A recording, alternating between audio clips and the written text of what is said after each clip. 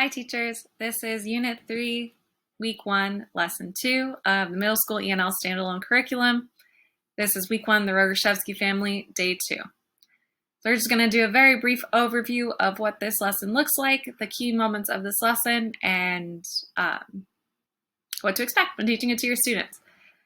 So this lesson has a guided notes document available if you would like to use it.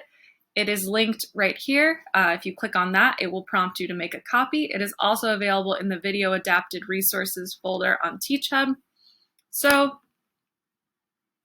the document looks like this, and it has all of the writing moments of the lesson for your students to collect their answers, including the Extend the Learning, which we'll talk about in just a moment.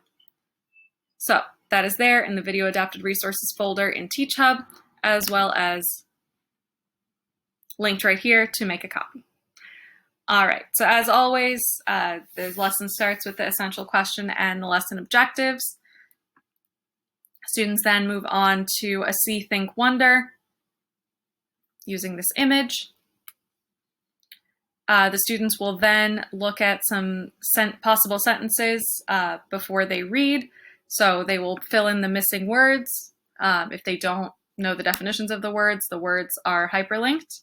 They are also hyperlinked in the guided notes sheet, so they can use that feature as well. So the notes to teachers down here, you could do this whole group or have students work in small groups or in partnerships to complete this. The important thing is that students are given time to read these sentences before they enter the full text. All right, so next thing, students will then get into the text. They'll listen to a recording first and then read and annotate the text and respond to the guiding questions. For more guidance on this moment of the lesson, you can refer to the teacher's guide, which is also in the folder in TeachHub. After they read, you'll work on these discussion questions as a class, so students are able to discuss their thinking. Next, we go back to the New York City community health profiles. Today, we will look at the Lower East Side and Chinatown.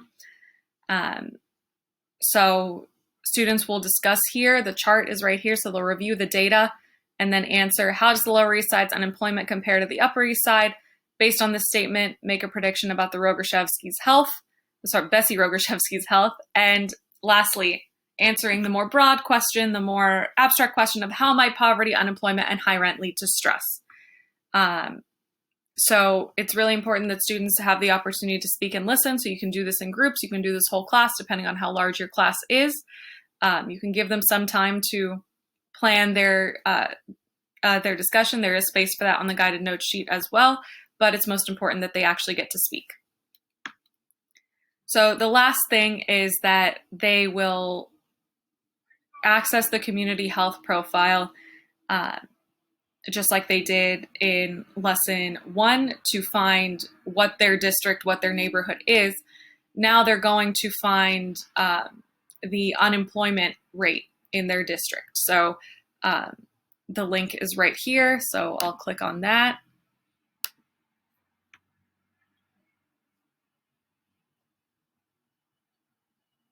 So the example that I am using in my lesson is Harlem. So I'm going to click on Central Harlem, and then I can Control F unemployment, and then it will give me the same chart that we saw on the discussion. So then they can just compare the unemployment for the district that your school community is in to the Lower East Side. All right, so those are all the moments of the lesson. And without further ado, we're going to get right to it. So let's start our lesson together. Let me move this.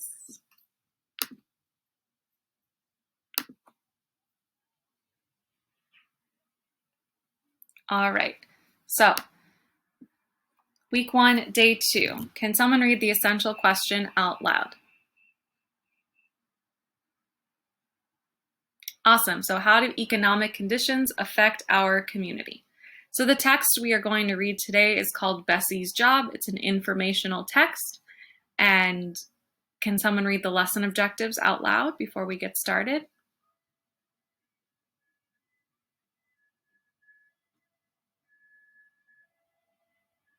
Awesome.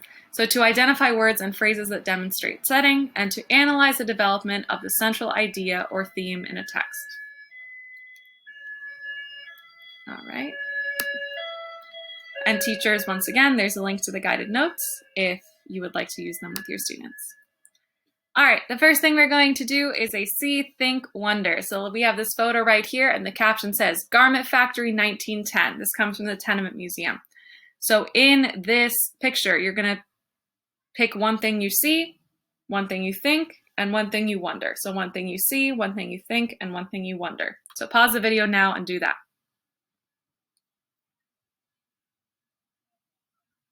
All right, so the see, think, wonder, this is what I came up with. I see lots of women at a table. I think they're sewing. I see sewing machines. And I wonder how long they're going to stay there. So how long will they stay there in that factory?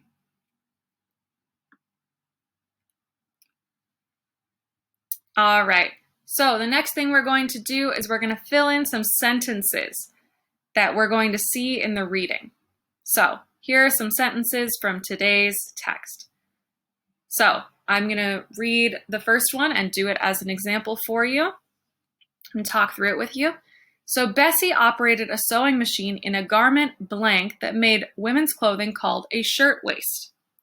So I have some possible words it could be. I have dangerous, pay, factory, windows, lunches, and workers. So I'm going to think back to the do now. I know that the caption in the do now said garment factory. So let me see if that works when I read it out. So Bessie operated a sewing machine in a garment factory that made women's clothing called a shirtwaist. Okay, that makes sense because a factory is a place where they make things. Okay, so go ahead and pause the video here and complete the rest of these sentences by filling in the words that belong in the blanks.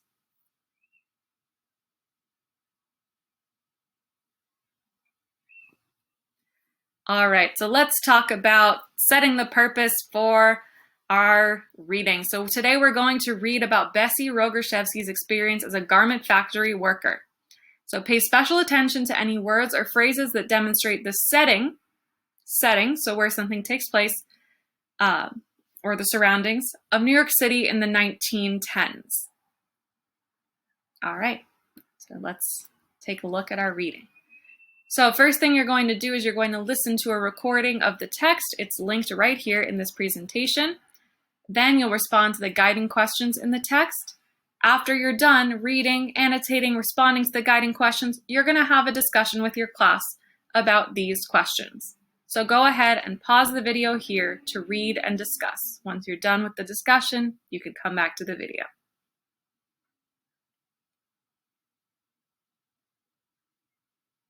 All right.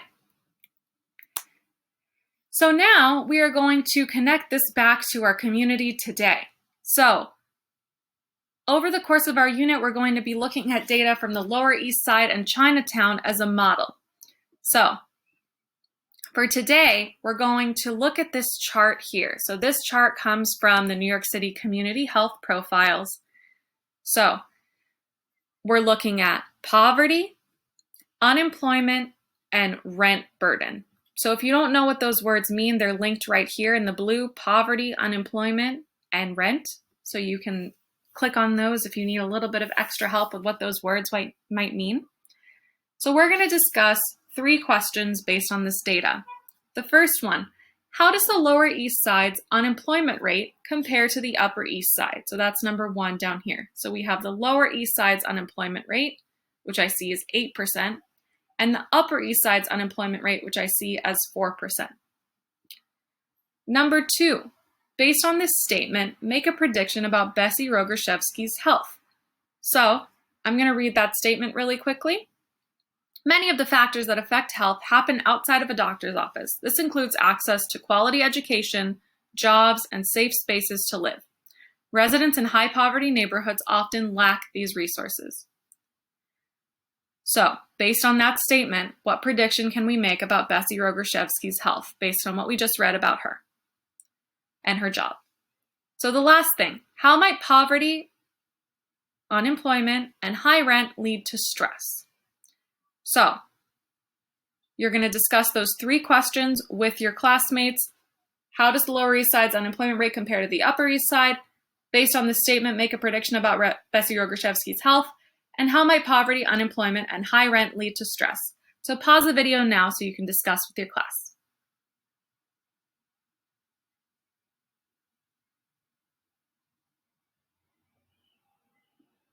All right, I hope you had some great discussion.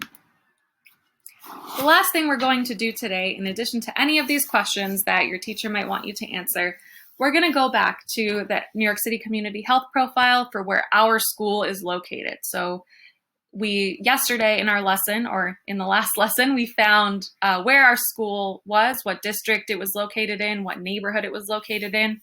So now we're going to find the unemployment rate in the community where our school is located and compare it to the Lower East Side and Chinatown.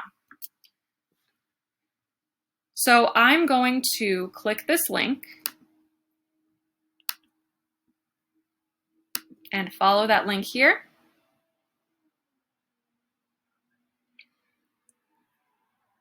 So the neighborhood that I've been looking at is Central Harlem. It might be different for you unless your school is located in Central Harlem. So that's Community District 10. So now I need to look for unemployment.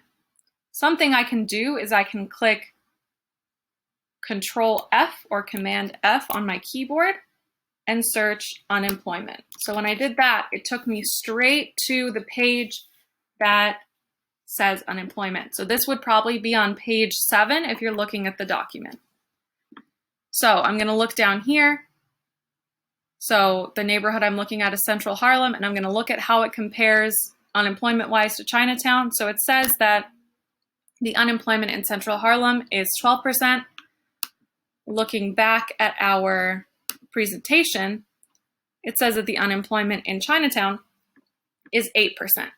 So Harlem is 12% and Chinatown is 8%. So the unemployment rate in Harlem, it seems like, is a little bit higher than the unemployment rate in Chinatown. All right, so go ahead and find the unemployment rate in your community and compare it to Chinatown. Great job on this lesson, and we'll see you for the next one.